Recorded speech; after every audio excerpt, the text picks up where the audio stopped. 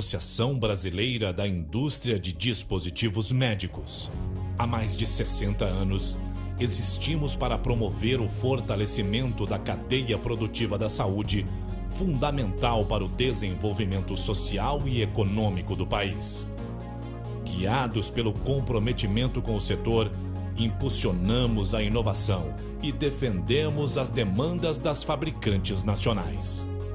Garantimos um diálogo aberto com os principais tomadores de decisões, sempre com o objetivo de ampliar a representatividade da indústria junto à sociedade e ao Estado. Reconhecemos a importância estratégica do complexo econômico e industrial da saúde para o Brasil e o bem-estar dos brasileiros. Queremos levar toda a qualidade dos nossos dispositivos médicos indispensáveis à assistência para o mundo. Para isso, unimos conhecimento e desenvolvimento, motivação e paixão, força e dedicação para caminharmos em uma mesma direção: a valorização da saúde feita no Brasil. Junte-se a nós. Somos a Abimo.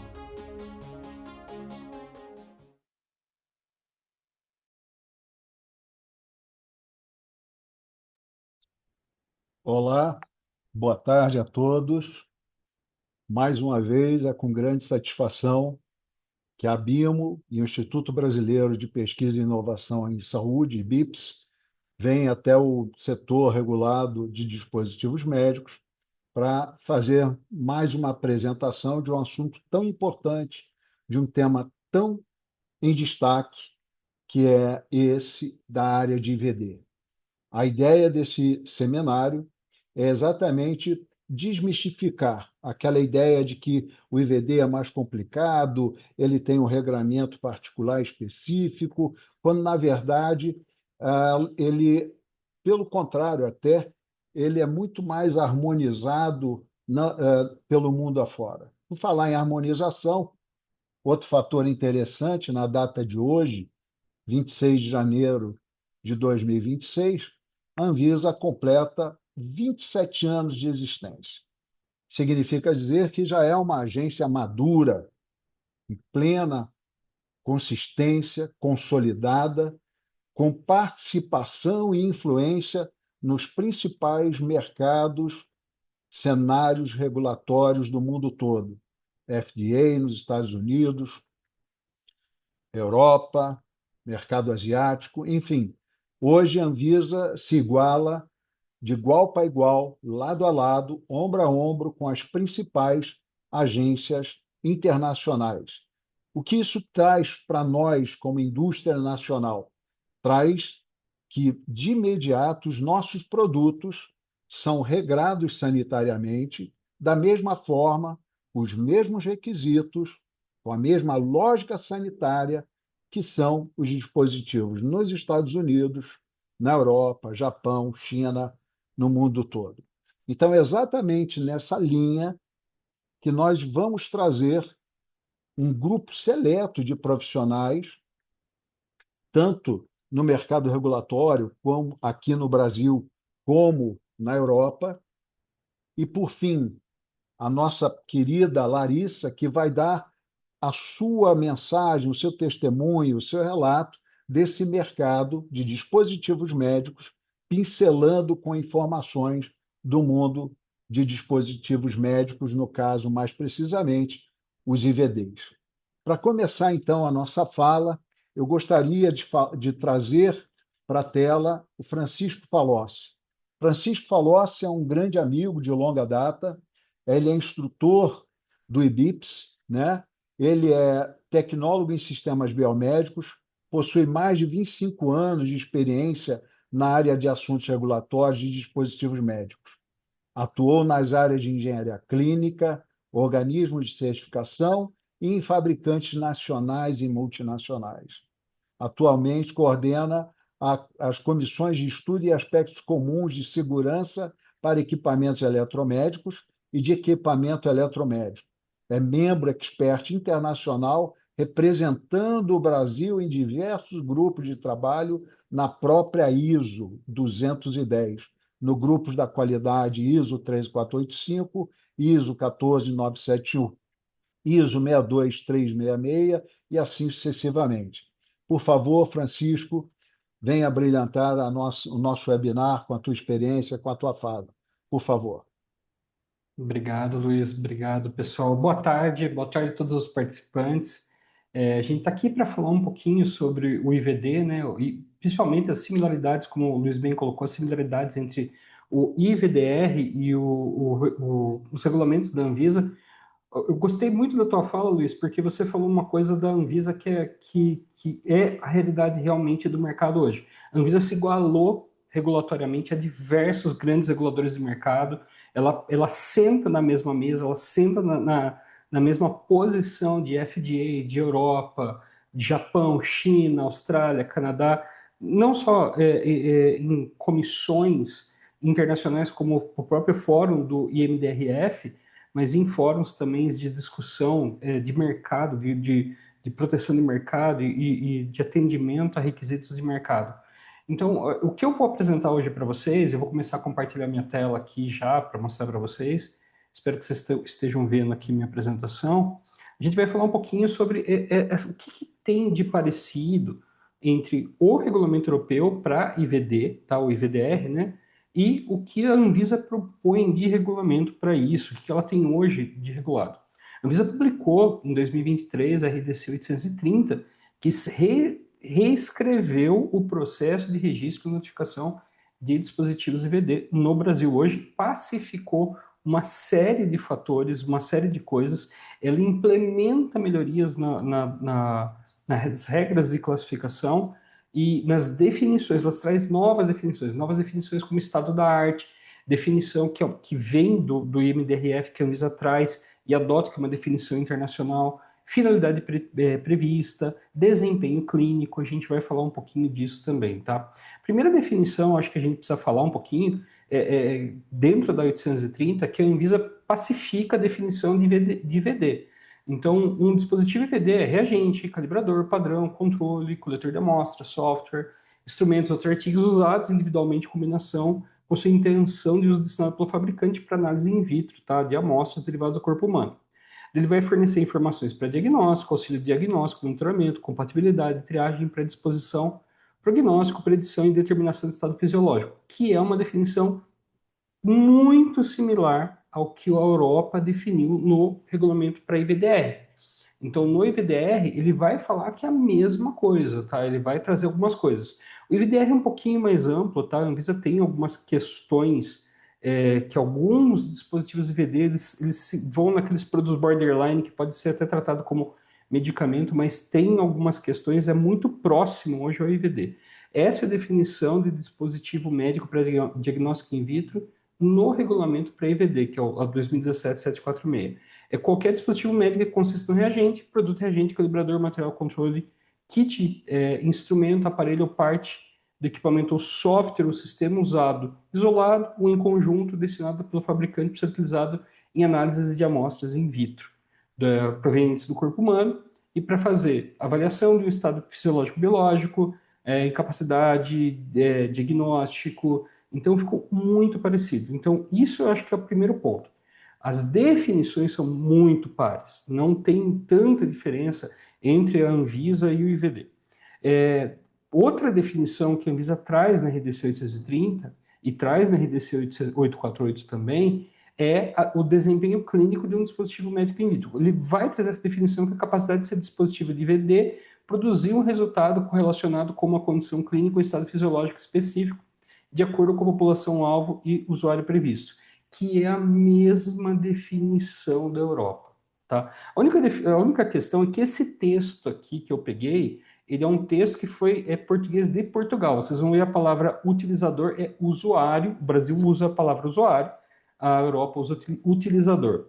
A gente chama paciente, o português de Portugal usa a palavra doente. Então tem algumas diferenças só na publicação, mas é a mesma definição de desempenho clínico. Tá? Então, aliás, essa definição de desempenho clínico é uma definição internacional que a Europa adotou, a Anvisa adotou. Então, isso também é uma similaridade entre os processos.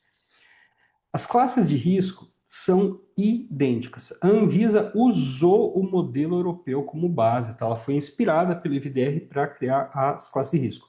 O que a Anvisa chama de classe de risco 1, hoje a Europa chama de classe A, tá? Que é o baixo risco, que são meios de cultura, solução tampão, instrumentos, são produtos baixíssimo risco, tá? Então, esse seria o classe de risco 1. Anvisa é equivalente, idêntico à classe A Europa, tá? A classe B Europa é equivalente à classe 2, que é o médio risco, é tese de gravidez, tese de glicose, né, aqueles testinhas, fitinhas de glicose, tese de colesterol. Esses são os classe B, eles também são igualzinhos às regras de classificação.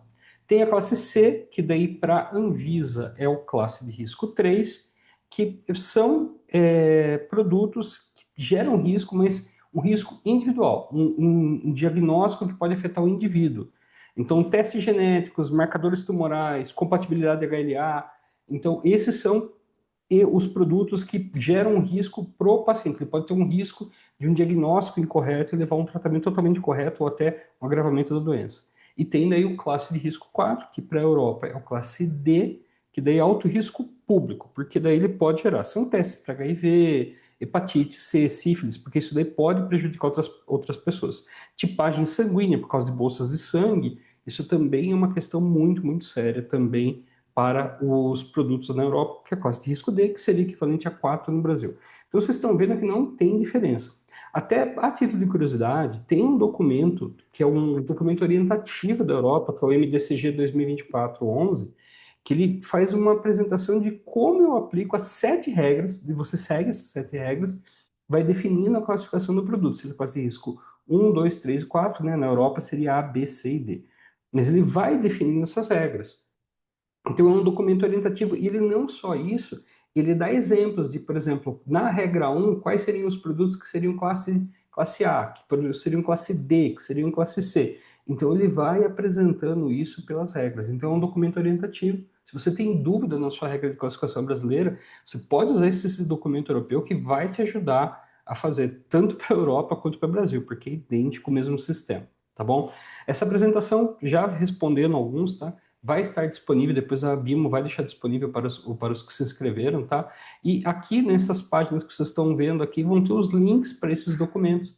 Depois vocês podem acessar também esses documentos, vão ficar disponíveis para vocês aqui, tá bom?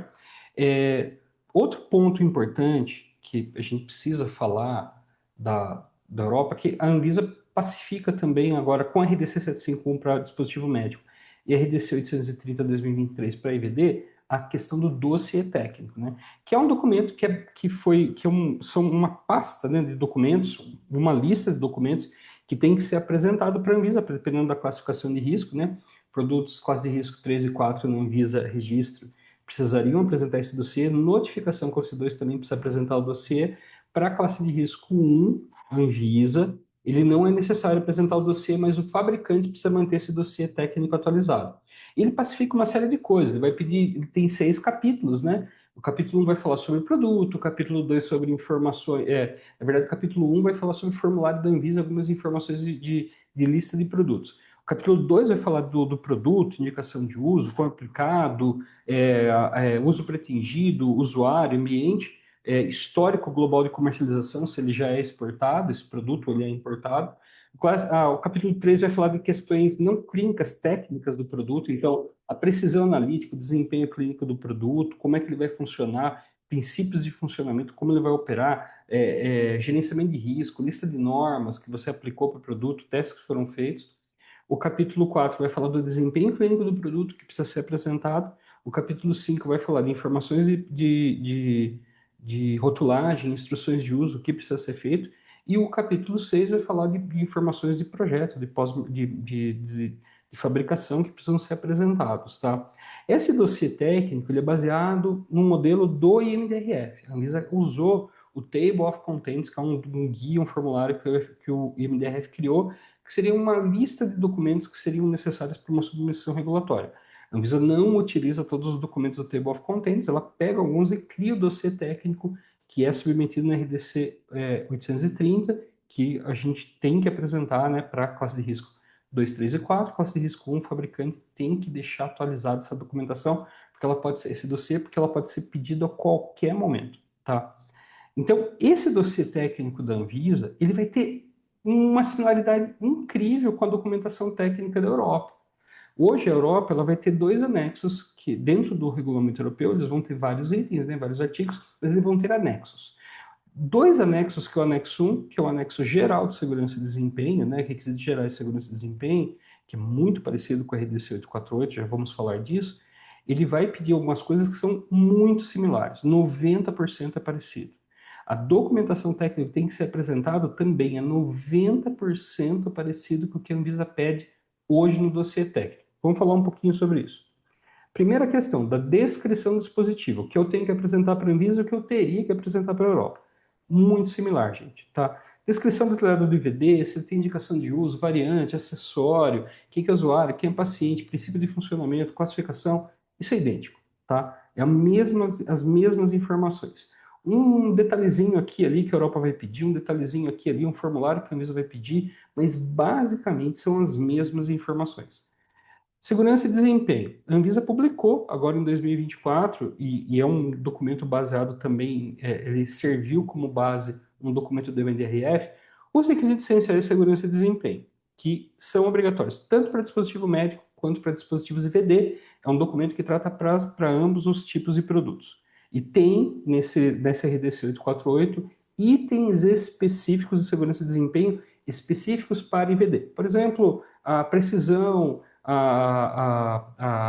o analito que você vai usar, informações do analito, como ele alcança, como é que ele chega, como que você determina a acurácia da precisão, o perfil de usuário, alguma questão específica com uma questão de genética do paciente, ou uma comorbidade específica do paciente que eu preciso mostrar. Na RDC 848 vai tratar dessas questões de requisitos gerais essenciais de segurança e desempenho.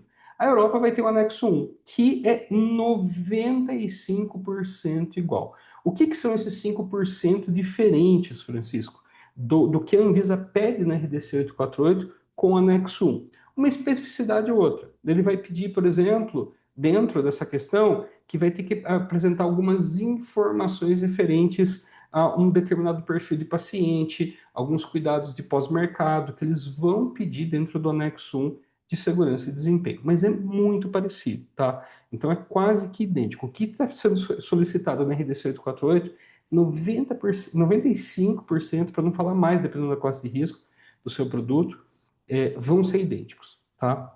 Gerenciamento de risco. Gente, não vai ter diferença nenhuma.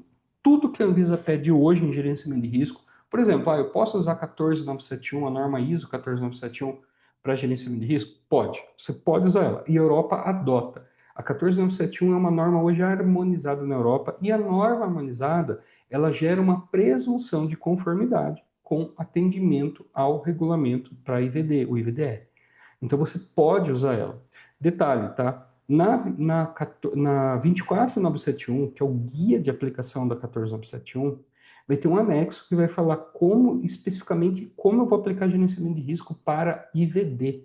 Então ele também vai trazer essas especialidades, essas especificações de gerenciamento de risco para IVD. Então é idêntico. Tudo que a Anvisa pede, tanto em sistema de gestão de qualidade, hoje BPF, quanto o que vai ser pedido dentro do regulamento europeu para IVD, é idêntico, gente. Não muda nada. Isso eu acho uma grande convergência mundial que está acontecendo, que é gerenciamento de risco. Está todo mundo pensando igual.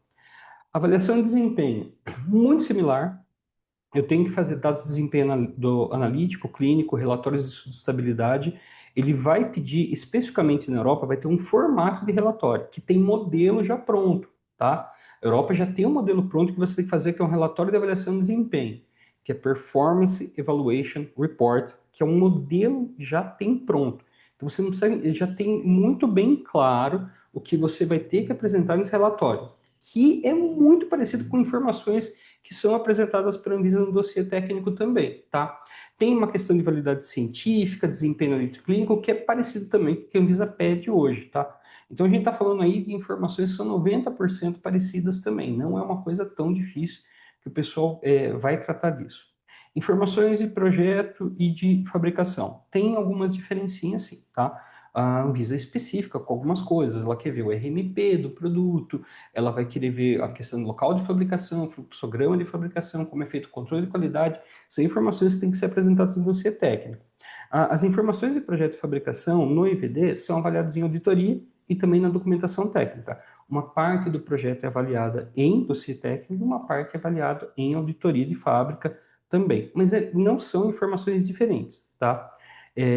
Hoje, por exemplo, é adotado a 13485 para a Europa. A Europa adotou basicamente a 13485. Não é obrigatório usar, mas a 13485 é um bom documento internacional. A gente vai falar um pouquinho no próximo slide sobre as similaridades entre a 13485 com boas práticas de fabricação e para atender o IVDR também, tá? Mas essas informações de projeto de fabricação, documentos de, por exemplo, plano de projeto, dados de entrada e saída, verificação e validação de projeto, são informações que são idênticas, tá? Não vai mudar muito. O que vai mudar para o IVDR, sim, é que vai ter certas especificidades. Por exemplo, determinados fornecedores, dependendo da criticidade que ele tem, o impacto que ele tem, eles podem ser auditados também. Isso é uma parte do IVDR. Mas eu não vou ficar entrando tanto em detalhe assim, porque a Ana Silvestrin, que é da DNV, ela vai participar logo de sequência aqui, ela vai falar um pouquinho de como é feito o processo de marcação CE pelo IVDR. E vocês vão ver que a apresentação dela está muito objetiva e clara. Rotulagem e instrução de uso. Idêntico, gente. Idêntico, tá? Aliás, diga-se de passagem, tá? Tem normas hoje, ISO, e até documentos do IMDRF de labeling, né? De rotulagem de dispositivos, que é idêntico. Não muda nada, tá? O que vai ter é certas especificidades. Por exemplo, no rótulo, marcação CE, vai ter que colocar marcação CE. Se for aplicado o Notify Body, né? Por exemplo, a DNV vai ter o número da DNV, do Notify Body que você vai usar. Vai ter que ter o número do representante autorizado europeu, no rótulo brasileiro vai ter que ter o responsável técnico, vai ter que ter o registro da Anvisa. Mas, em geral, o nível de informação sobre armazenamento, sobre temperatura, umidade, ou simbologia usada, isso é idêntico. Aliás, a norma de simbologia, que é a 15223, que é mencionada na 830, também é uma norma harmonizada na Europa. Então, a simbologia que usa no Brasil, a simbologia aqui na Europa, está harmonizada. Então, isso também está bem tranquilo quanto a essa questão. Pós-mercado. Pós-mercado tem certas diferenças, sim, tá? Hoje, pela RDC 848, o fabricante é obrigado a estar monitorando o produto no pós-mercado. Não fica tão claro na RDC 848 como é feito isso. São um critério que o fabricante tem que usar para realimentar o gerenciamento de risco e demonstrar que os requisitos essenciais de segurança e desempenho continuam sendo atendidos. Dentro do IVDR, ele já é um pouquinho mais exigente. Ele tem um plano de monitoramento pós-mercado, a gente já vai falar um pouquinho sobre ele também, que ele tem que ser proativo, não é só das reclamações, não é só da pesquisa de satisfação, eu preciso estar coletando proativamente dados do comportamento dos meus reagentes, dos meus produtos, dos meus calibradores, dos meus equipamentos, para entender como que está sendo o comportamento e como isso está funcionando. Tem que ter um processo de realimentação maior. E também, dependendo da classe de risco que é aplicado para o IVDR, você também tem que fazer um relatório periódico de segurança, Periodic Safety Update Report, que você tem que apresentar dependendo da classificação de risco de tempos em tempos. Classe de risco D, que é mais alta, que seria equivalente a 4 no Brasil, anualmente você tem que fazer uma atualização desse relatório. Daí tem um modelo de relatório também. Isso a Europa fez uma coisa muito legal, que é um modelo que vocês poderiam usar no Brasil, que é muito bom esse modelo de relatório, que ele é um relatório que ele vai explicar como o produto está se comportando pós-mercado, os índices, como é que está sendo feito, se teve algum incidente grave, que seria o equivalente a um evento adverso na Europa. Então você tem algumas notificações que tem que fazer, tem um modelo a ser seguido. Aí, para fazer risco D, anualmente você tem que submeter esse relatório para o Notify Body, né, para o organismo que está avaliando sua marcação CE. Se é classe de risco 3, aí é a cada 2 anos. Se é classe de risco 2, que seria equivalente a B, seria a cada 3 anos, ou vai diminuindo o prazo de notificação.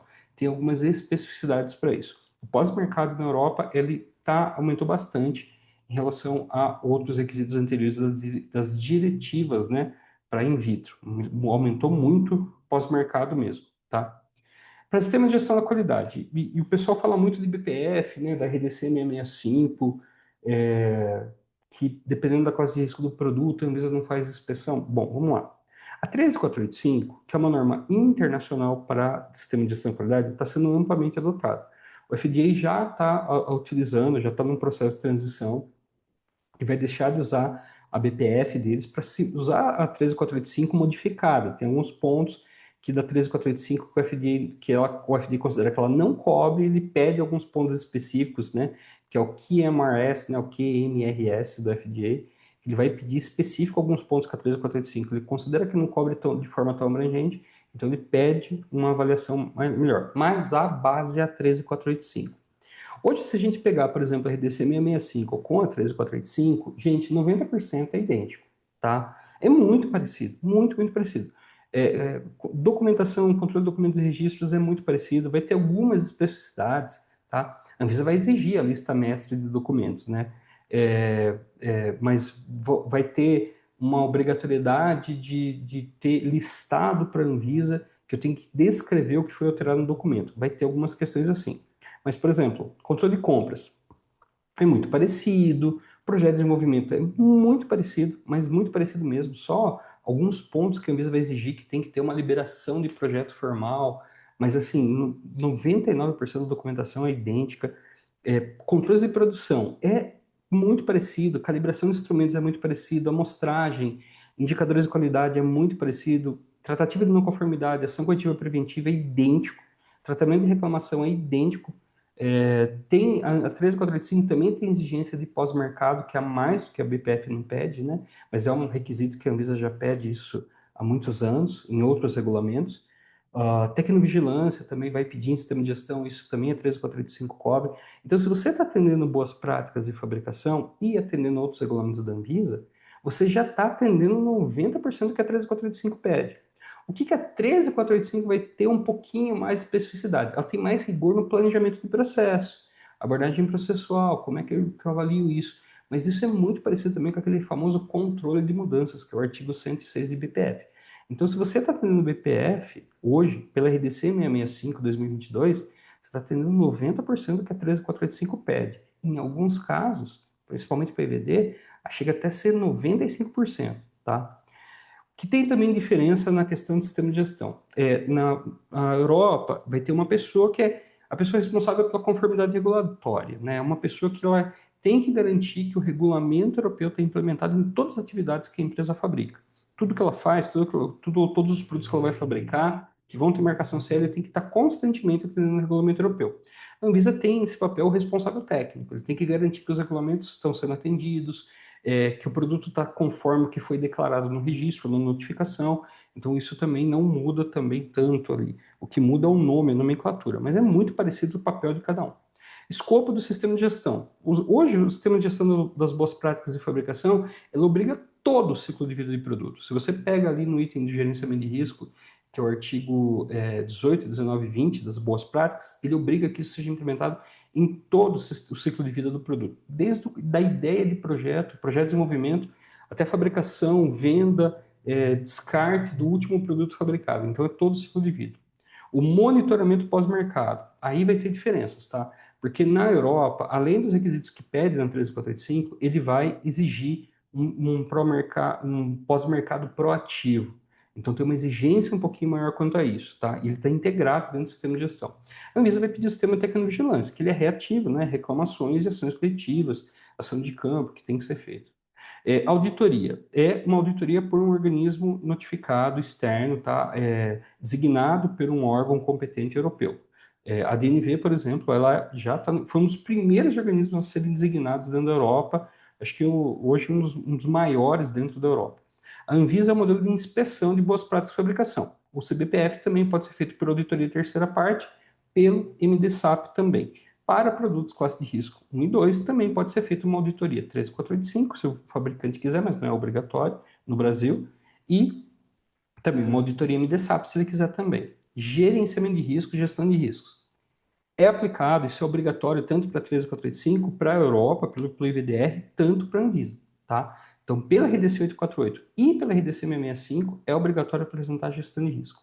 Validação de software, que é aquele software que a gente usa no gestão de fabricação, aquele sistema ERP, um sistema que faz uma calibração, um sistema que controla, uma planilha que libera um produto, alguma fórmula, algum tipo de controle que você faz usando o rastreio do produto, esse software tem que ser validado. Isso é idêntico para os dois. tanto para o IVDR quanto para as boas práticas, isso já existe, já é obrigatório.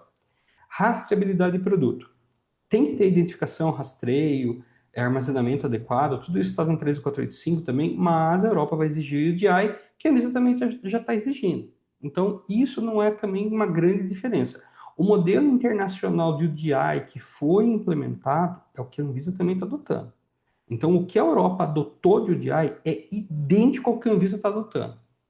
Tem alguns pormenores do que tem que ser cadastrado em cada base de dados. Na base de dados europeia, vai ter que cadastrar essas informações, 90% igual do que cadastra na Anvisa. Aí vai ter especificidades. Aqui vai ter um detalhezinho do representante autorizado europeu, aqui no Brasil vai ter que falar quem que é importador, mas são casos específicos. Mas o modelo, a estrutura de UDI é idêntica, não muda, não muda. O que está na Europa, o que está nos Estados Unidos, o que está no Brasil é idêntico, tá? Acho que também o UDI, eu tenho falado nos treinamentos aqui, nos materiais da BIM, eu tenho falado para todo mundo, o UDI é, sim, sem dúvida nenhuma, uma das grandes demonstrações de convergência regulatória mundial. Todo mundo está adotando o mesmo sistema. Evidência clínica, né, que é o desempenho clínico, não é avaliação clínica. Para IVD, não é avaliação clínica, é desempenho clínico. Ele está integrado para o IVDR, e isso é uma parte do sistema de gestão de qualidade. Eu tenho que ter procedimento específico, pode estar dentro de projeto de desenvolvimento, isso não tem problema, até faz sentido, mas ele está integrado ao sistema de gestão de qualidade. Eu tenho que fazer uma atualização contínua desse relatório de desempenho clínico, né, que é o Performance Evaluation Report. Para RDC, isso é parte do dossiê técnico, mas não tem uma obrigatoriedade de manter atualizado dentro do sistema de gestão. Detalhe, tem uma obrigatoriedade de manter atualizado o desempenho clínico dentro da RDC 848, que é de segurança e desempenho, que é do dossiê técnico. Então, é uma parte do dossiê técnico que você tem que manter atualizado. Agora, não tem uma obrigatoriedade de ter isso dentro do sistema de gestão, por exemplo, um procedimento. A Europa vai pedir, então, uma diferença de como é integrado. Faz, assim, diga-se de passagem, faz um bom sentido a gente tratar isso dentro de um procedimento, dentro do sistema de gestão, tá bom? Eu acho que são esses os pontos que eu queria passar para vocês, tá? Até me alonguei um pouquinho, peço desculpa aí para os outros participantes, os outros apresentadores, mas eu queria apresentar para vocês essas pequenas diferenças. Eu vou passar agora a palavra para o Luiz. Depois a gente vai ter um ponto para perguntas e respostas, vou ficar à disposição de vocês, tá bom, gente? Obrigado, pessoal. Ô, Francisco, muito obrigado. Excelente. A gente nem percebe, a verdade é essa, o tempo passar. A gente fica aqui bebendo essa água cristalina da fonte, né? E é bem interessante, sabe? Eu mesmo tenho uma pergunta só para dar um esquenta, né? Ah, você falou do dossiê técnico no último slide, na última linha, né? Que não precisaria ter um procedimento dentro do sistema de gestão da qualidade.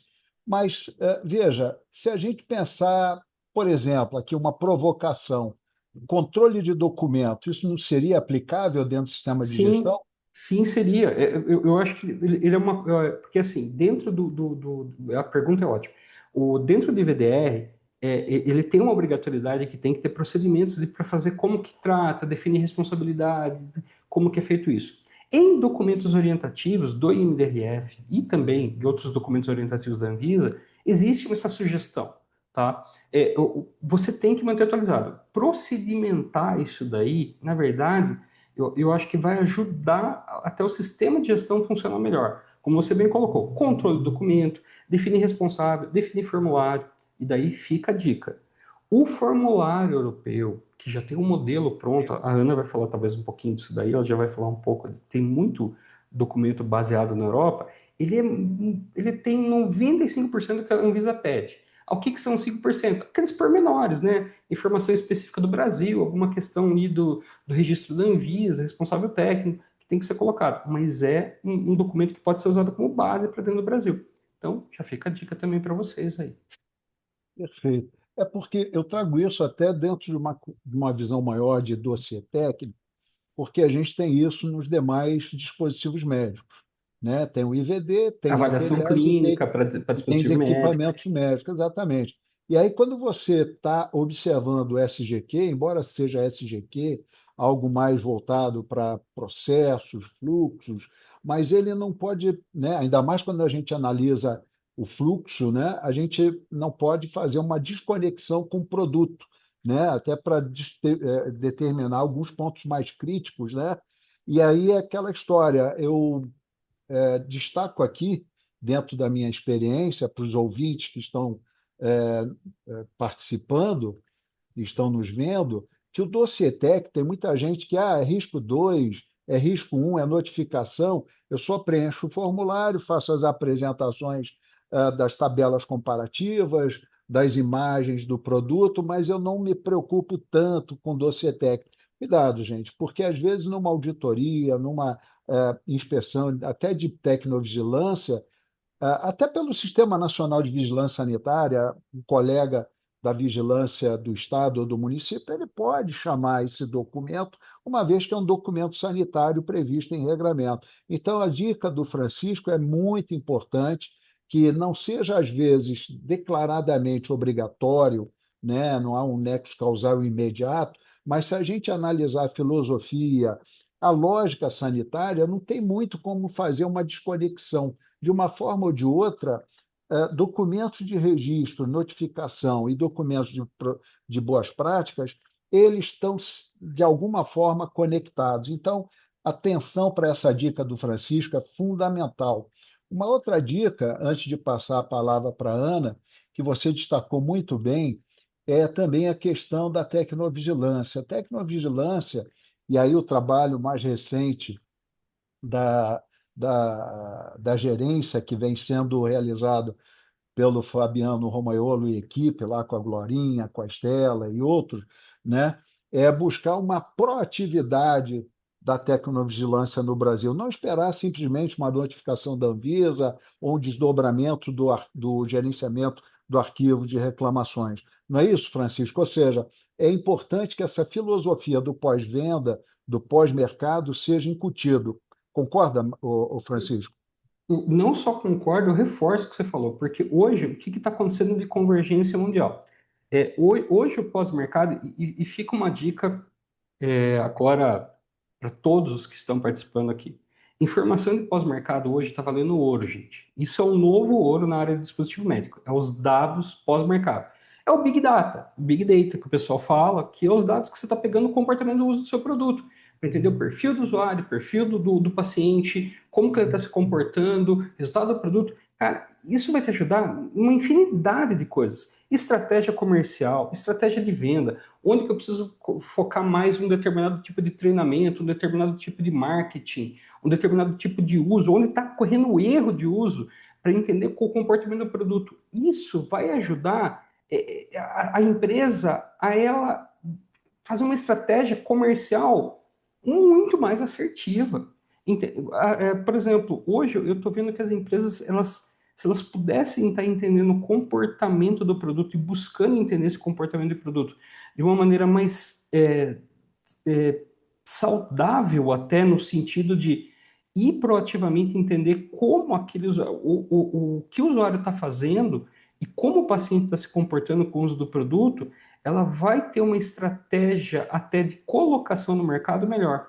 Isso daí explode para uma série de coisas: revisão de portfólio, revisão de forecast de venda, revisão de material de marketing, estratégias internacionais para definir o que, que eu vou, o que, que vale a pena exportar, o que, que pode melhorar, melhorias de produto, incrementos de produto, novos produtos que podem vir a ser complementos de portfólio.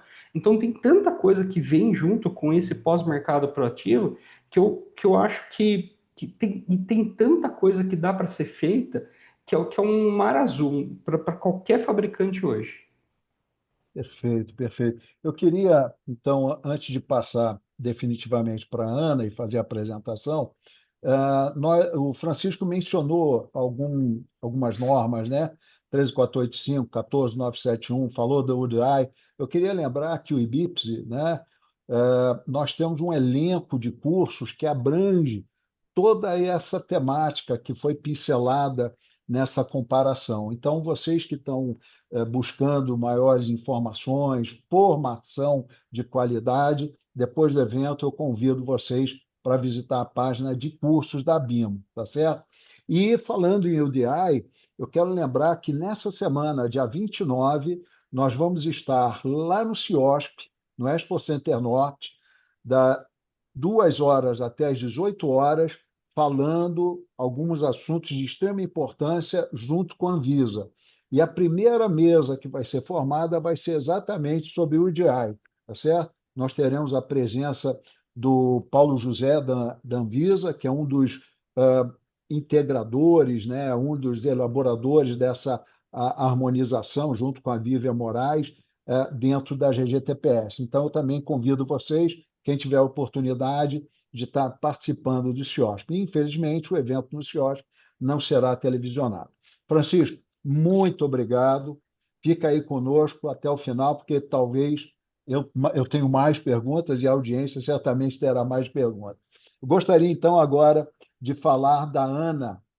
Ana, boa tarde. Tudo bem, Ana? Olá, boa tarde, Luiz. Tudo bom? Tudo. Que bom ter você aqui conosco também, para trazer mais um brilho para essa fala, tá? Eu vou apresentar para vocês a Ana Silvestrin. A Ana Silvestrin, ela é gerente de certificação de produto da DNV, como foi falado antecipadamente pelo Francisco. Ela é engenheira química, com experiência na indústria química em projetos, laboratório e operação de sistemas de gestão. Há 19 anos, integra a equipe do organismo de certificação DNV, onde iniciou sua trajetória na operação dos serviços de sistema de gestão e nos últimos 15 anos, só isso, 15 anos, dedica-se à área de certificação de produtos. Atualmente, ocupa a posição de gerente de certificação de produtos para a DNV Latam, com foco em dispositivos médicos, incluindo as certificações ISO 13485, MDR, MDSAP e VDR. Ela hoje vai nos abrilhantar com a sua fala, objetivando a certificação de produtos, principalmente no âmbito internacional. Obrigado, Ana. A palavra é toda sua. Obrigada, Luiz, pela recepção. Muito boa tarde a todos. É uma satisfação para mim estar aqui com a Bimo, junto a vocês, Francisco, né, para compartilhar algumas informações sobre a regulamentação MDR e o processo de certificação. Espero poder contribuir. O nosso tempo ele é curtinho, né? Temos bastante assunto, mas desde já me coloco à disposição para responder posteriormente também qualquer dúvidas, tá? Então, IVDR, né? O regulamento europeu relativo aos dispositivos médicos, né? Ele entrou em vigor em maio de 2022 e ele substituiu a antiga diretiva IVDR.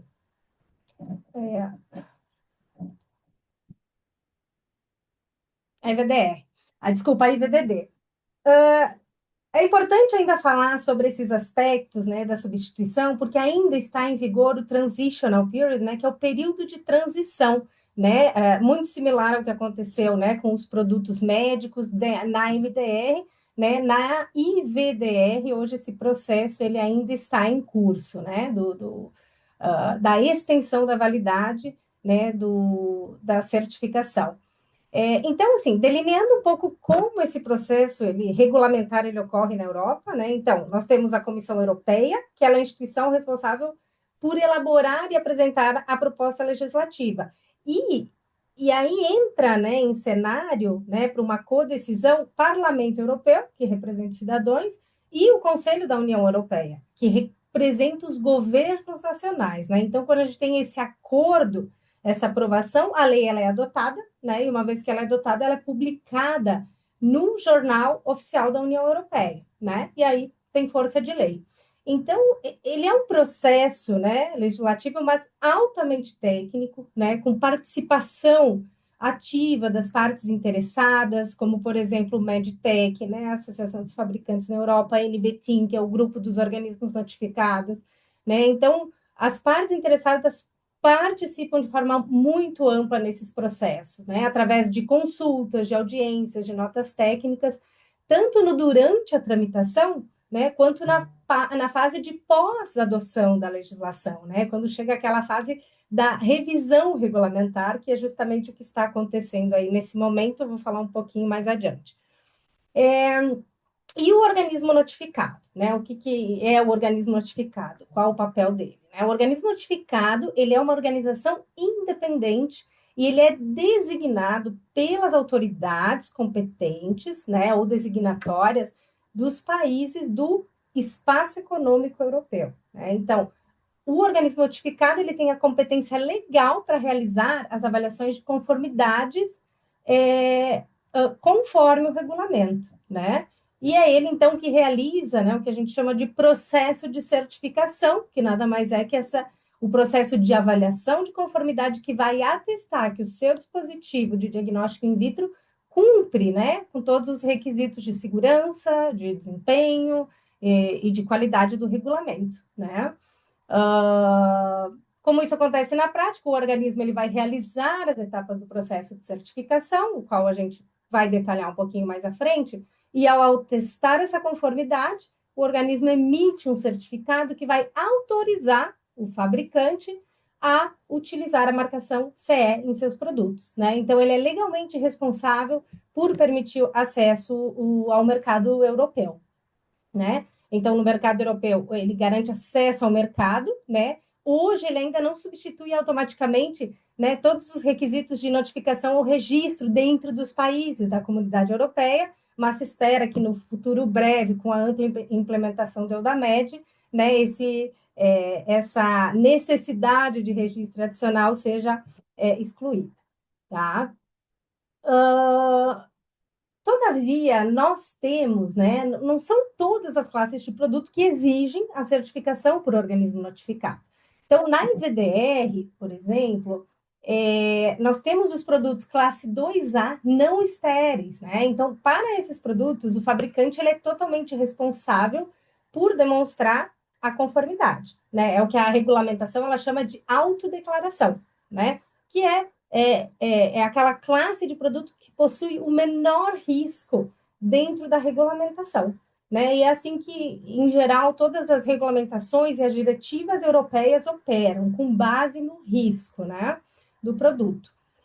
Então, para esses produtos, como que a autodeclaração ela acontece na prática, né? Então, o fabricante ele deve atender os requisitos, né? Ele vai manter o seu sistema de gestão apropriado ao risco do produto, controle, cobrindo todos os aspectos, né, já mencionados pelo Francisco em relação ao sistema de gestão, né? Basicamente um sistema de gestão com a base ISO 13485 e alguns elementos adicionais, né, do sistema de gestão para MDR, né? O fabricante para autodeclaração, ele também deve elaborar e manter a sua documentação técnica, né, de acordo com o anexo 2, anexo 3, que nada mais é que o arquivo técnico do produto, né, o dossiê, com, né, todos atendendo aos requisitos da regulamentação, descrição de dispositivo, a parte de design, fabricação, análise de risco, as validações, PMS e PMCF, né? E o que ocorre, né? O representante autorizado é quem vai fazer uma verificação de que essa documentação está preparada.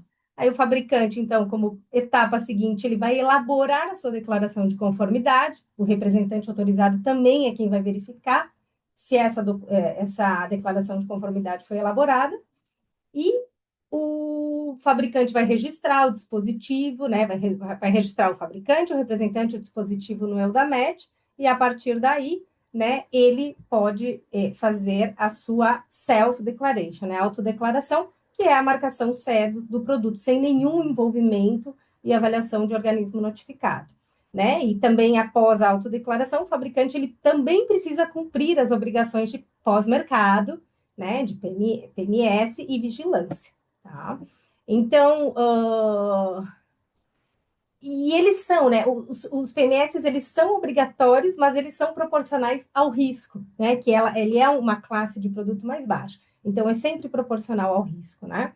Então, essa é a autodeclaração, né? Como título de curiosidade, quando a gente tem a marcação CE, sem, né, aquela indicação de 4 dígitos, essa é a representação de que um produto ele está marcado CE por autodeclaração do fabricante, né? Diferente de quando nós temos a marcação CE com aquele número de 4 dígitos, né? Isso é a representação de que é uma certificação outorgada pelo organismo notificado, né? E aquele número é o número do organismo notificado que outorgou, né?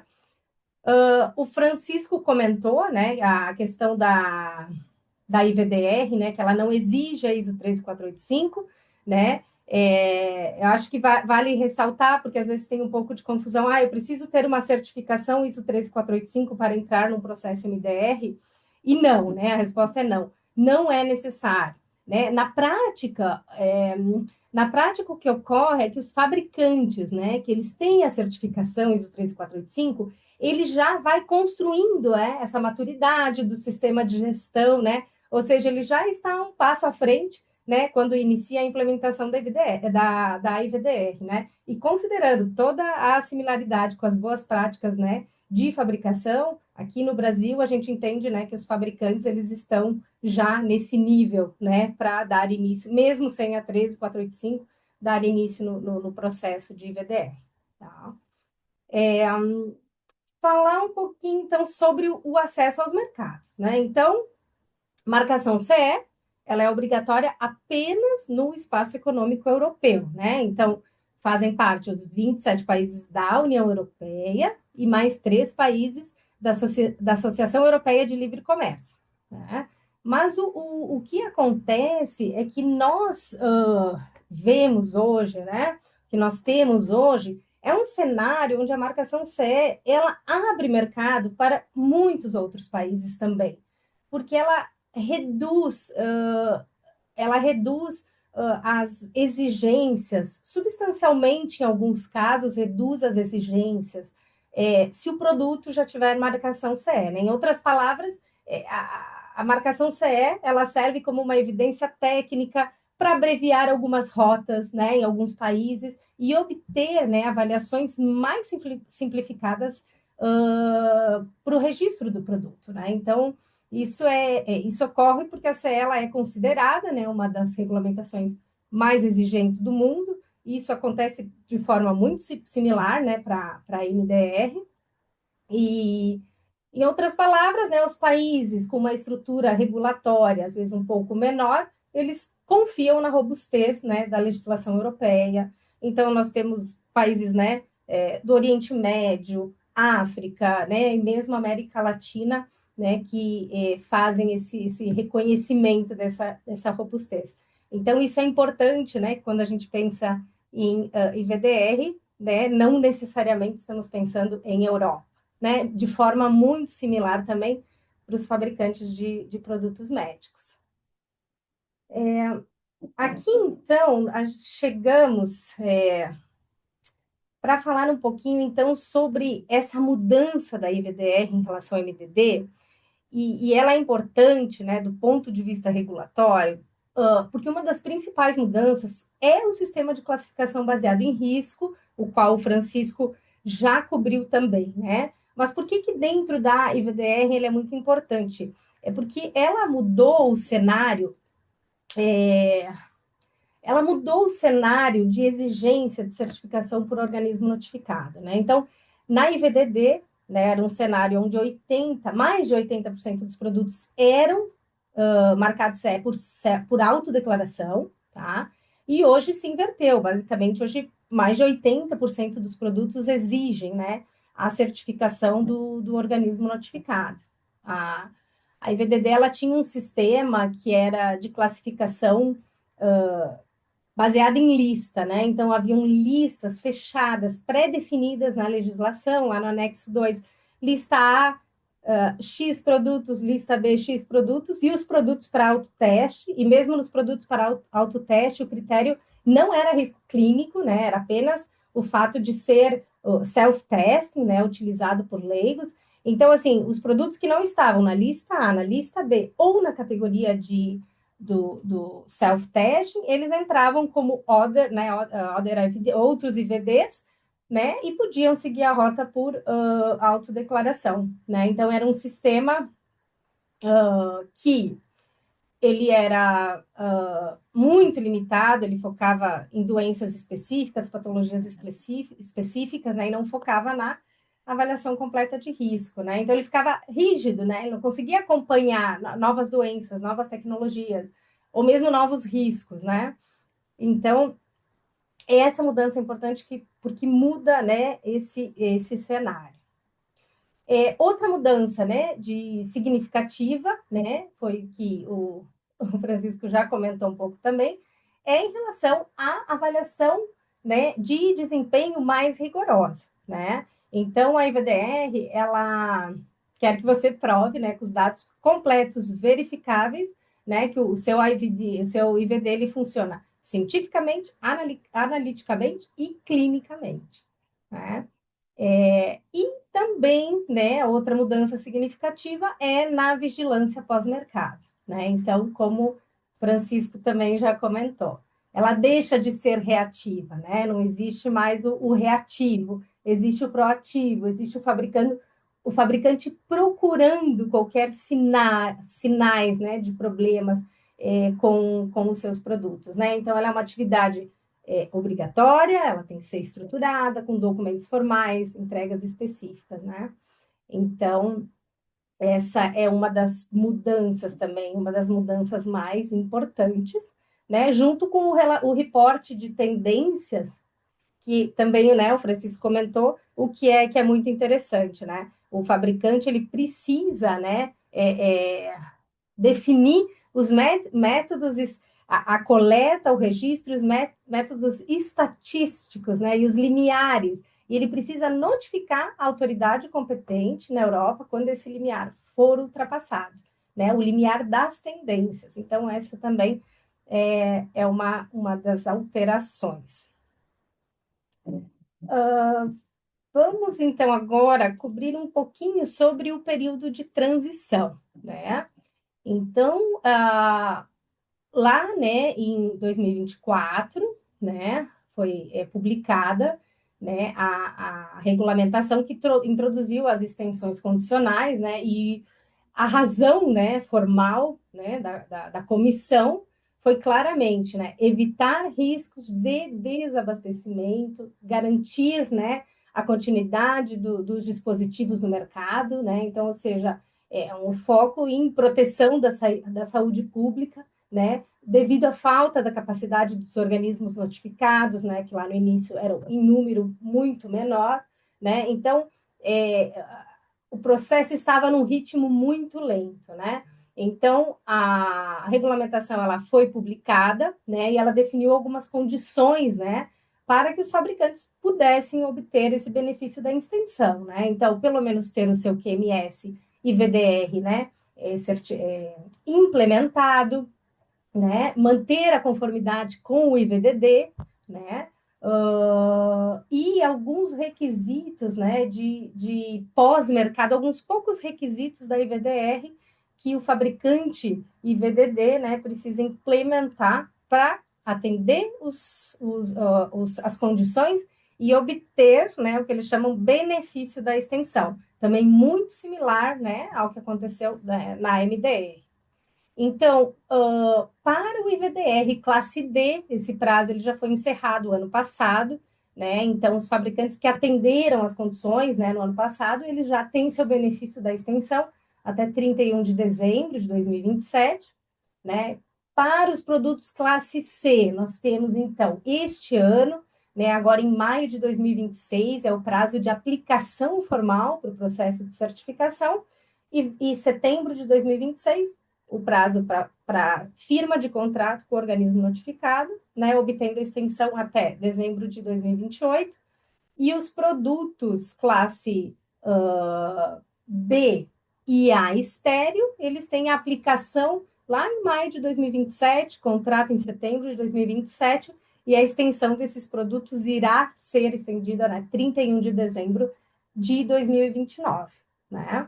Então, esses prazos de extensão, né, é a data de colocação no mercado, né, que a regulamentação chama de placing on the market, né, porque a regra aquela do sell-off, ela foi abolida, né, então não existe mais aquela necessidade de retirada de estoques, né, dos produtos que estão nos distribuidores, nos hospitais, né, a linha para retirada vai ser com base em validade, né? Não mais por regulamentação e pelo sell-off.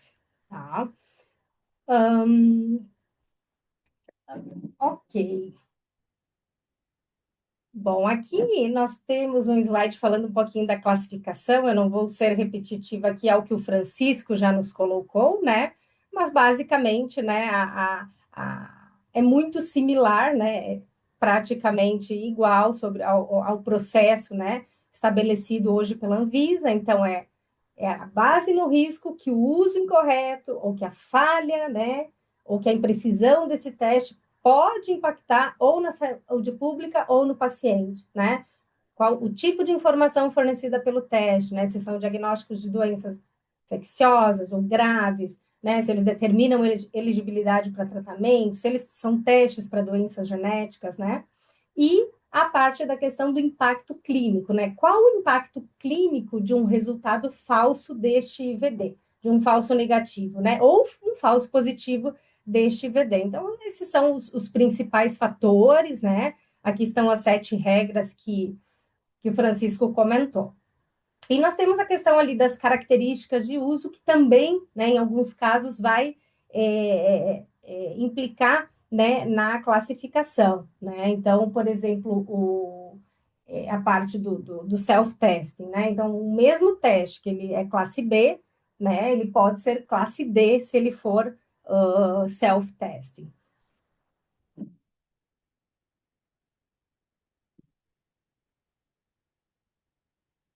Ok, então vamos falar um pouquinho do processo de certificação, né? Então, dentro do processo de certificação, né, uma vez identificada a classe do produto, nós temos a definição das rotas de avaliação de conformidade, né?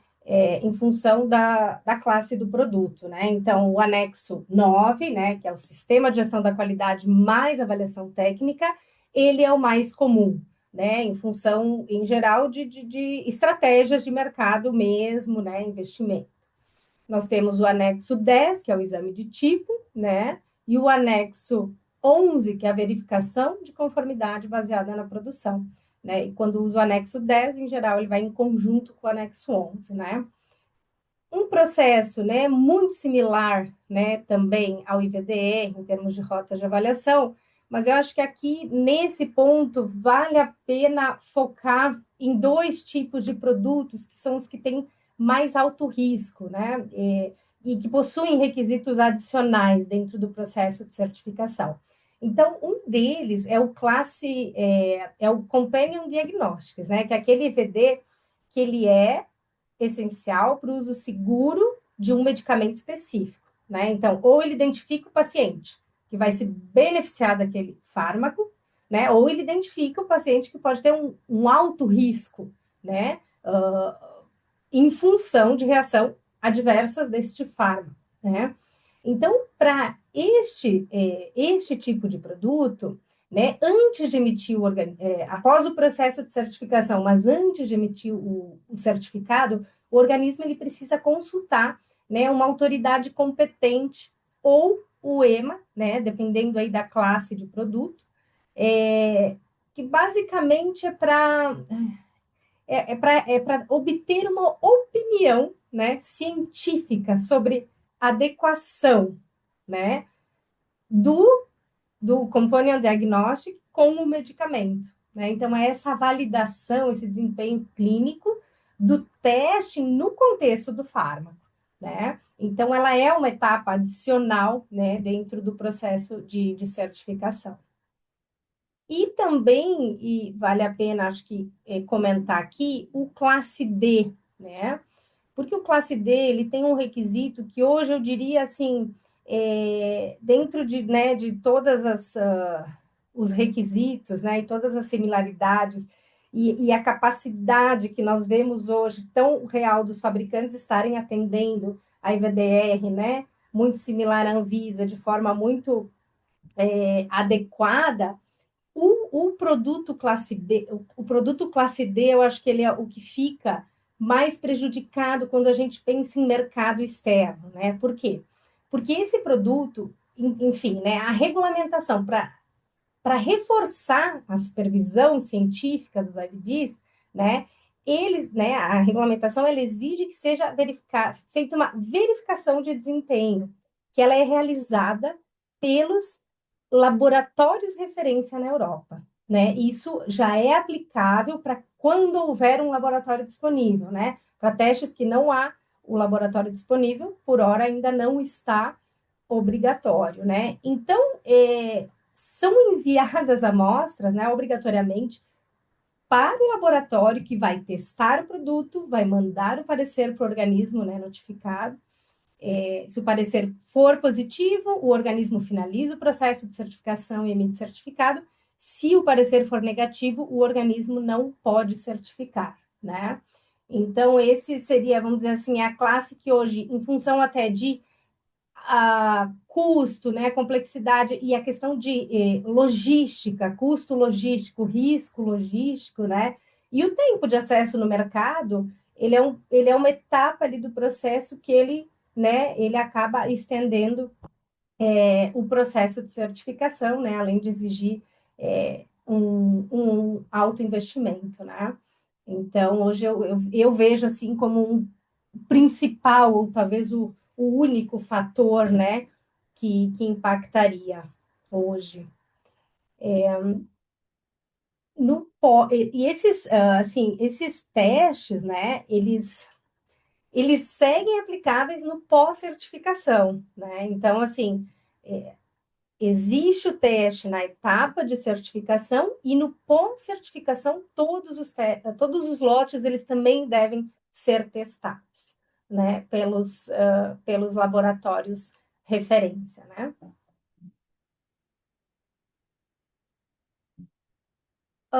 E falando então um pouquinho sobre o fluxo de certificação, né, para a gente enxergar aí esse processo, né? Então nós temos uma fase que ela é de chamamos, né, de pré-certificação, certificação e a certificação final, que é a decisão da certificação, tá? Então, o que é a pré-certificação, né? A pré-certificação é aquele momento em que o fabricante ele está estabelecendo o seu processo de aplicação junto ao organismo notificado, né? Então, ele procede com a aplicação, com os dados específicos de estrutura da empresa, de produtos, né? De intenção de uso, e o organismo ele vai fazer uma revisão dessa aplicação, uma validação, né? De dados, de classificação, né? Então, é uma etapa, né, que ela é bastante técnica, né, em termos de informações técnicas de produto, né, em geral, durante esse processo, né, nós temos reuniões técnicas, né, com o fabricante para estabelecer esse processo inicial, né, e aprovar esse processo inicial de forma adequada, né, porque um erro de classificação pode impactar, né, significativamente lá na frente, né? Então, é feito esse processo de aplicação, né? A partir daí, o organismo ele vai ter os dados também necessários para poder dimensionar esse processo de certificação. O que é dimensionar? Definir quantos dias eu preciso do avaliador e do clínico para fazer a avaliação deste processo, deste produto. Quantos dias de auditoria, né? Todo esse dimensionamento, a definição, né, de números de dias para o processo de avaliação é feita com base nesses dados. A partir daí, o organismo ele emite, né, uma cotação e o contrato de certificação. E a partir do contrato firmado, então, se inicia formalmente, né, esse processo da certificação. A certificação em si, né, a primeira etapa, então, isso também similar ao processo de MDR, a primeira etapa é a fase de avaliação técnica, né, e performance clínica do produto, conforme a rota de avaliação, né? Então, nós não iniciamos por sistema de gestão, o processo ele se inicia pela avaliação técnica, né? Por quê, né? Porque dependendo, talvez, da natureza, dos achados ou de alguma potencial não conformidade, né, que possa impactar no sistema de gestão, né? Se eu tenho ações no meu arquivo técnico, né? E é o que o Luiz falou, né? Está tudo conectado, né? Então, se eu tenho ações nesse meu dossiê, no projeto, nas validações que impactam no meu processo, no meu sistema de gestão, né? Nós precisamos que essas ações sejam tomadas, né?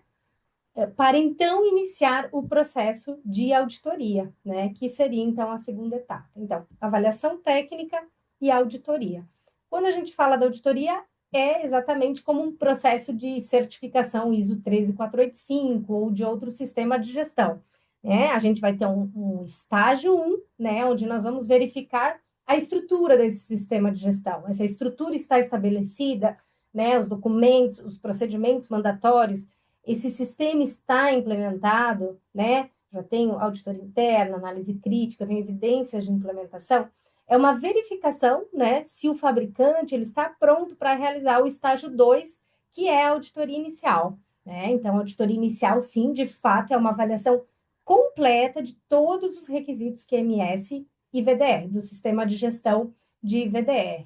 Né? E também muito similar ao processo de certificação ISO 13485, né? O fabricante ele vai ter seus prazos para tomada de definição de causa raiz, ações corretivas, né, para evitar a reincidência de qualquer não conformidade. Tá? Bom, realizamos a etapa técnica e auditoria, temos todas as não conformidades fechadas dessas duas etapas, então o processo ele é recomendado para a recertificação. Né? O que, que isso significa? Significa que esse processo ele vai ser avaliado por um revisor técnico independente no organismo notificado. O que, que é um revisor técnico, um revisor independente, né? É um revisor, é um recurso que não participou do processo de avaliação, né? Porque a revisão técnica ela precisa, né, regularmente, por regulamentação, ser independente. Né? Então, esse processo, basicamente, é a verificação, né? Esse revisor ele vai verificar se todo o processo foi conduzido adequadamente, se as não conformidades foram fechadas, né? E se a IVDR está atendida. Né? E a partir daí, que é a decisão da certificação, o certificado é emitido, né? E o fabricante tem, então, a sua autorização para utilizar a marcação CE nos seus produtos. E nós temos aí desculpa, eu não tinha passado a tela aqui, tá? Aqui é a decisão de certificação e o pós-certificação, né? Também muito similar a um sistema de gestão, né? A certificação é sempre o início da jornada, né? A partir daí a gente segue com as auditorias anuais para manutenção dessa certificação.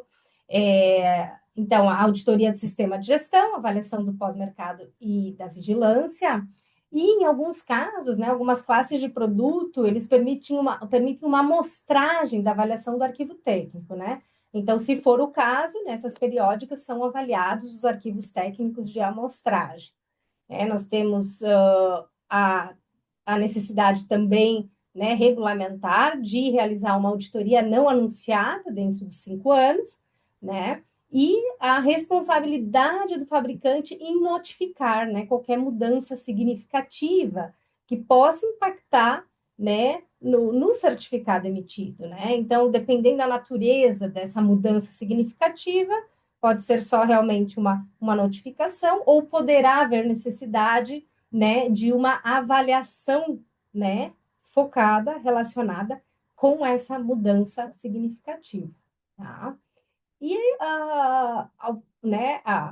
ao final desse ciclo, né, de 5 anos da validade do certificado, nós temos o processo de recertificação, que ele, na realidade, é iniciado antes, né, dos 5 anos, para que o fabricante e o organismo notificado tenha o tempo hábil de proceder com toda, né, a reavaliação necessária para o processo de recertificação.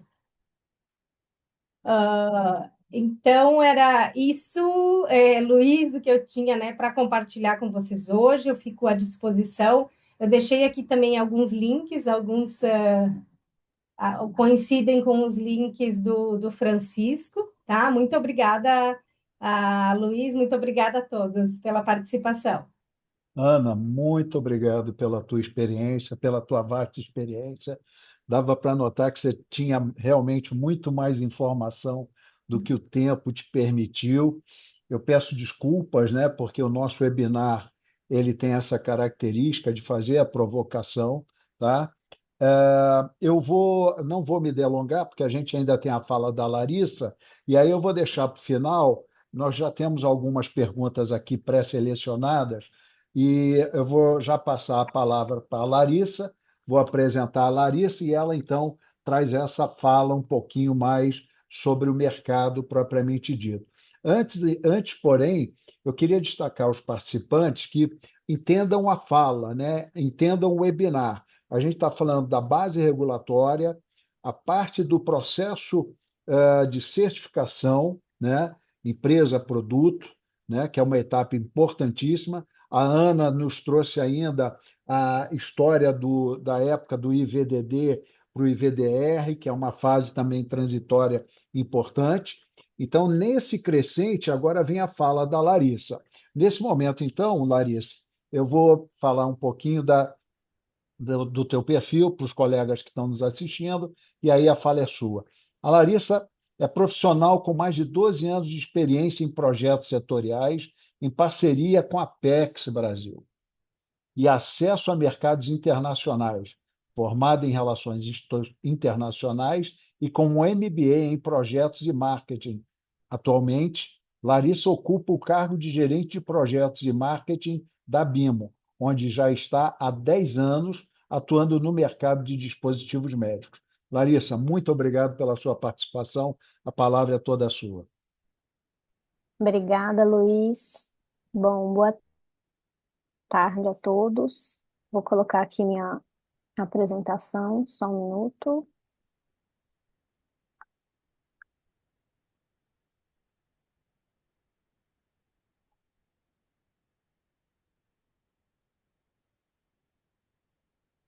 Vocês já conseguem ver? Não, Larissa, ainda não aparece para nós. Agora sim, Larissa. Agora Obrigada. sim.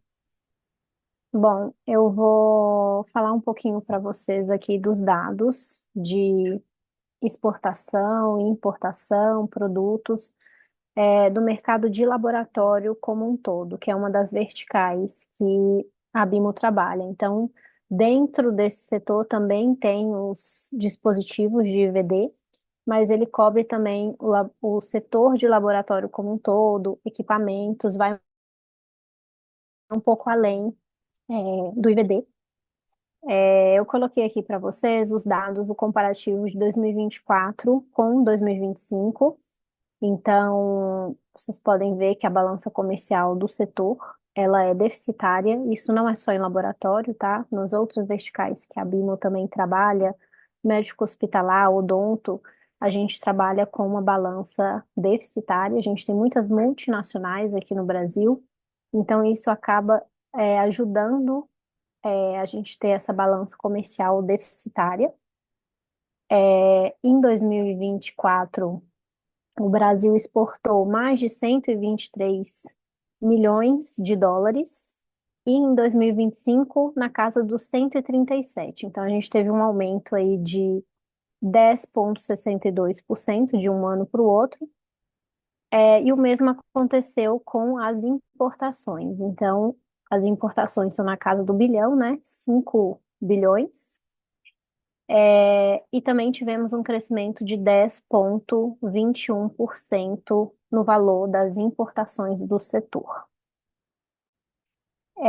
Aqui eu coloquei para vocês os principais produtos que o Brasil exporta. Então, temos aqui artigos de laboratório ou farmácia de plástico, aparelhos para tratamento de matérias que impliquem mudanças de temperatura, como esterilizadores, reagentes de diagnóstico ou laboratório, partes e acessórios para outros instrumentos e aparelhos para análise, e os instrumentos e aparelhos para análise, ensaio e medida. Então, esses são os 5 principais produtos que o Brasil exporta. Esses 5 produtos representam quase 70% das exportações brasileiras. Então, vocês podem ver que eles concentram bastante do valor exportado.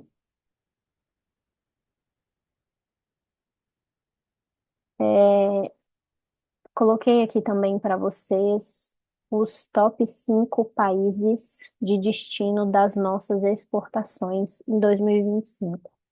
Então, a gente tem aí os Estados Unidos puxando a fila, seguido de Argentina, México, Chile e Paraguai.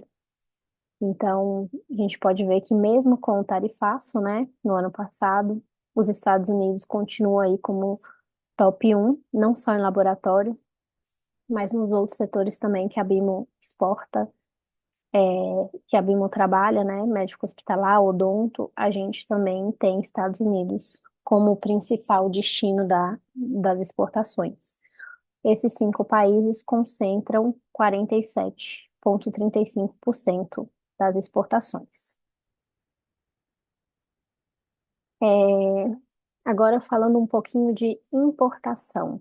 Os principais produtos importados no Brasil são produtos imunológicos apresentados em doses, reagentes, vacinas, instrumentos e aparelhos para análise, ensaio e medida, partes e acessórios para outros instrumentos e aparelhos para análise. Então, esses são os 5 principais produtos que o Brasil importa, e eles representam mais ainda que na exportação mais de 86%. Então, também é uma importação muito concentrada nos 5 principais produtos, né? Nos 5 primeiros produtos exportados. E aqui eu coloquei os principais países que o Brasil importa. Então, são países que o Brasil mais compra, que temos aí Alemanha, Estados Unidos, Irlanda, Suíça e Porto Rico. Então, ao contrário da nossa exportação, que temos, né, do segundo ao quinto lugar, países da América Latina, aqui a gente tem uma mescla aí de Europa, Estados Unidos, né, e somente o Porto Rico. E esses 5 países concentram mais de 67% das importações, desculpa. Por fim, eu coloquei aqui para vocês alguns eventos, né, feiras comerciais que a gente participa no âmbito internacional. Então, tem várias outras, né, mas a gente acaba concentrando mais nessas 3 feiras, que são onde as empresas que participam do nosso projeto setorial com a Apex Brasil, né, o Brazilian Health Devices, acabam solicitando a participação. Então, essas são as que provavelmente a gente vai participar esse ano. A WHX Labs Dubai, que é a antiga MedLab, que já é daqui 15 dias. Essa a gente vai participar, estaremos lá com um pavilhão pequeno, representando o Brasil. E temos a ADLM, que na verdade aqui está errado. Ela não acontece em Chicago. Esse ano ela acontece em Anaheim. Normalmente ela intercala entre Anaheim e Chicago. Ano passado foi em Chicago, esse ano é Anaheim. Nos Estados Unidos ela acontece em julho, e na Médica, que é uma grande feira do setor médico hospitalar, eles têm um hall dedicado ao setor de laboratório. Então a gente também faz essa segmentação durante a participação na Médica. A gente participa tanto em halls com empresas mais do âmbito de médico hospitalar, e também vamos no hall de laboratório para atender as empresas de diagnóstico, que é em novembro. Essas 2 últimas a gente ainda está aguardando a aprovação da Apex, mas são feiras que a gente participa de forma recorrente. Bom, é isso, foi uma apresentação rápida, mas fico à disposição de vocês caso tenham alguma dúvida. Obrigada. Marissa, nós é que agradecemos. Isso serve, gente, para mostrar essa apresentação muito objetiva dela, o tamanho desse mercado, a importância que é, ou que são os assuntos regulatórios. Lembrando, gente, que às vezes a gente encontra um ou outro empresário que acha que o regulatório é um dever, é uma coisa chata, mas isso não, é regra de negócio. Perceba que para você entrar no mercado brasileiro, para você exportar, para você entrar no mercado americano, no mercado europeu, você precisa cumprir com as regras e manter as regras atualizadas, certificados atualizados, certificado de produto, certificado de empresa. Então, é regra de um negócio milionário. Vocês perceberam uma coisa num dos slides da Larissa? Porto Rico, né? É estranho a gente ouvir falar Porto Rico como um dos maiores exportadores. Larissa, por que isso? Pode nos explicar? Olha, pode ter sido, eu não consigo ter certeza, né? Porque o Brasil ele não libera todos os dados. Alguns dados eles consideram como Confidenciais. confidenciais, exato, mas não é algo comum. Porto Rico nunca apareceu no top 5 pelo menos, né? Então pode ser algo pontual, alguém que fez alguma venda, vendeu para o governo lá, um número Ou maior. manufaturas, né, de empresas americanas que lá ficam Exato, que baseadas por conta da mão de obra, elas incentivam a exportação. É muito mais para uma fábrica para exportar do que para vender no mercado interno. É fundamental isso. Então, exatamente. vejam, gente, até Porto Rico, sem nenhum demérito aos porto-riquenhos, pelo contrário, mas é negócio, ou seja, vai buscar a base na a sua instalação, onde o custo-benefício seja melhor e até mais perto da matriz ou das matrizes. Gente, nós temos uma série de perguntas aqui e eu gostaria de fazer pelo menos umas 4 ou 5 perguntas. Francisco, por uma questão de cavalheirismo, eu vou deixar você para o final e vou começar com a Ana. Pode ser? Maravilha. Ana, você está conosco? Sim. Beleza. Ana, eu vou juntar aqui 2 perguntas numa só, tá? Que aí eu acho que você consegue responder numa tacada. Pode ser? Pode ser, Ana? Pode ser, pode ser. Ok. Ô, Ana, Tá. o Francisco, eu fiz a mesma coisa também, tá? Tentando agrupar as perguntas para não ficar, às vezes, mesmo repetitivo, né? Ô, Ana, qual o status da revisão da regulamentação IVDR e MDR? E aproveitando na mesma linha, quais são as principais mudanças que estão sendo propostas nesse sentido? Você teria como dar um overview, uma visão geral nesse Sim, sentido? sim, obrigada, Luiz. Ela é uma pergunta O interessante teu porque áudio está um pouco baixo, ô Ana, vamos lá. Melhorou? ok? Pode melhorar se for possível. Ok. É, nós tivemos, Luiz, atualização, né, há pouco mais de um mês em relação a esse tema, né? Então, essa revisão na regulamentação IVDR e MDR, né, ela, como primeira etapa, né, a etapa de consulta da Comissão Europeia, ela foi realizada lá em dezembro de 2024 até março de 2025, né?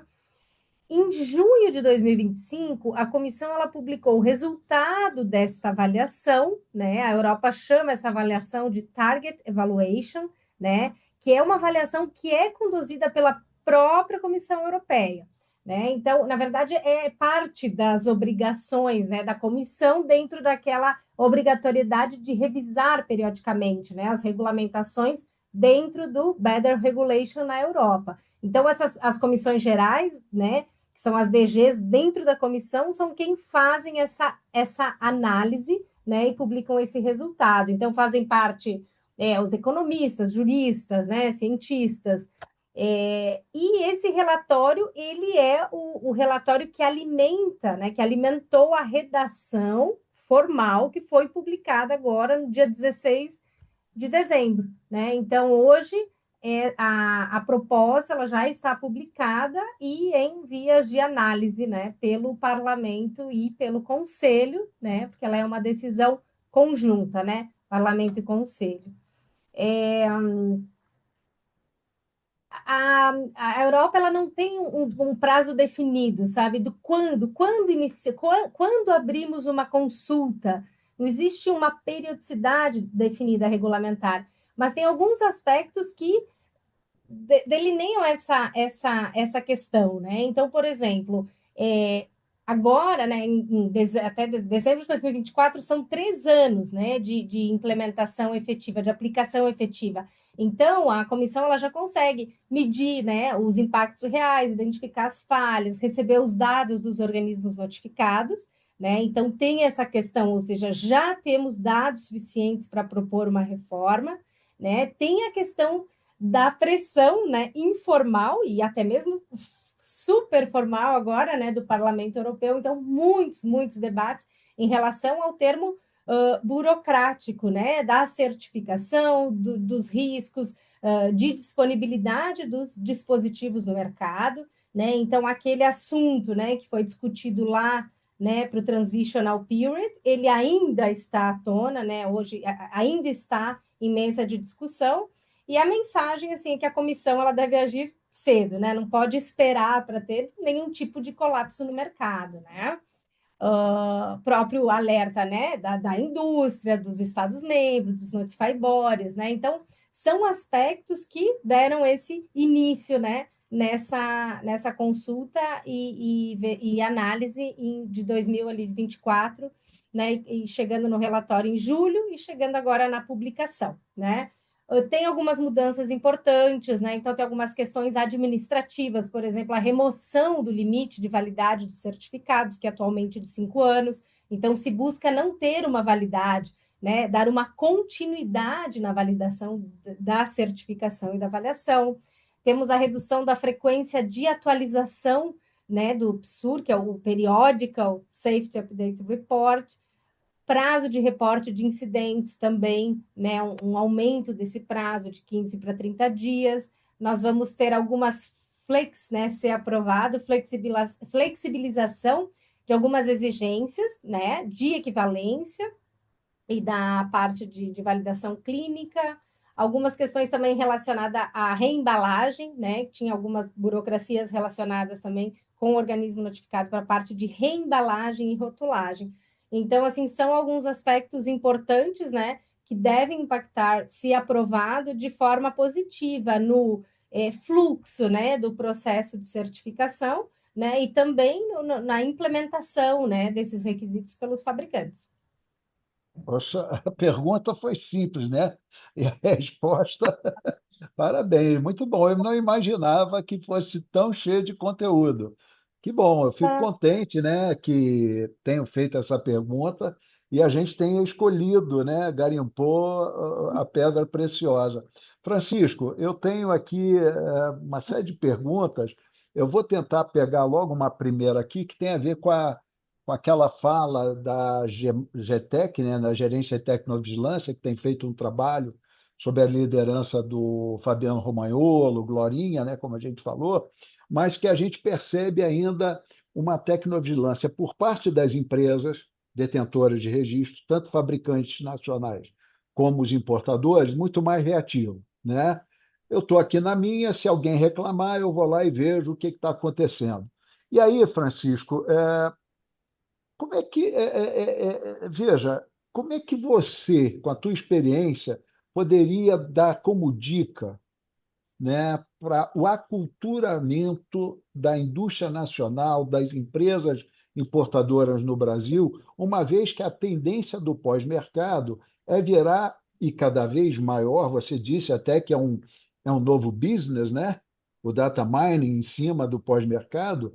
O que você pode aconselhar para essas empresas, para os colegas que são responsáveis técnicos, consultores que estão aqui, ou os responsáveis por tecnovigilância, para que essa cultura não somente mude, mas se implante de fato? Eu acho que a dificuldade que hoje existe é que tem o pessoal, as indústrias elas estão muito preocupadas em entender reclamação e a parte de notificação de eventos adversos, de um problema relacionado à notificação para a Anvisa. Existe uma preocupação do que é notificado, alguns cuidados com a notificação. Só que eu tenho visto que as empresas estão deixando de valorar o quanto isso é benéfico no sentido de como o produto está sendo utilizado. Teve um caso específico de um fabricante nacional que eu, ajudando ele com um processo de marcação CE, a gente começou a fazer um processo de implementação de pós-mercado, e ele começou a entender como o produto estava se comportando em certas situações. Isso gerou para ele, por exemplo, uma evolução num processo de ele querer evoluir o equipamento dele, para ter um processo de comunicação com aplicativos de celular, para fazer essa coleta de dados. E ele se surpreendeu com a resposta que ele teve com alguns dados. Por exemplo, do comportamento do usuário, do comportamento do paciente para algumas coisas. Coisas que eles estavam fazendo marketing, divulgando, eram coisas que eles estavam sendo totalmente subaproveitadas. Em compensação, outras coisas que eles não estavam divulgando, estava tendo muita procura por parte dos usuários e dos pacientes. Então isso mudou toda uma estratégia comercial dele. Até aproveitando o gancho, até acho que a Ana já é testemunha disso, né? Como o pós-mercado, quando as empresas na marcação CE, eu vou falar tanto agora de dispositivos médicos quanto VDR, mas quanto isso muda o olhar da empresa. E eu acredito que a Ana vai ter essa experiência também, que ela deve ter visto muito isso, as empresas se surpreendendo com o pós-mercado proativo, com a base de dados proativo. Eu concorda comigo, Ana? É uma coisa que tem acontecido realmente, né? É uma mudança, né? Uma mudança Muda a mentalidade da empresa, muda tudo. E é essa questão do Big Data, é a questão do pessoal minerar esse dado para entender esse dado. E hoje tem tantas ferramentas de inteligência artificial, Power BI, que podem facilitar até o processo de coleta, o processo de tratamento de informação, que não é uma coisa que é complexa. Note, existem desafios de implementar. Muita gente me pergunta até, Francisco, quem que é o departamento dentro da empresa responsável pelo pós-mercado? É qualidade? É vendas? É projeto? É regulatório? Na verdade, o pós-mercado ele acaba sendo uma nova área dentro da empresa, porque é um processo de coleta de informação, às vezes que eu vou precisar de uma pessoa que vai ter contato com um paciente que usou o seu produto. Então, talvez não seja a melhor pessoa, o vendedor, o engenheiro, o cara da qualidade. Tem que ser uma pessoa que entende do paciente, que tem que ser uma pessoa que fala, entende o usuário, fala o pacientes, fala o médicos, o usuários, que fala o mesmo idioma dele e consegue captar essas informações. Então, é uma nova área dentro das empresas multinacionais hoje, elas têm atuado dessa forma e têm gerado uma área nova chamada post-market.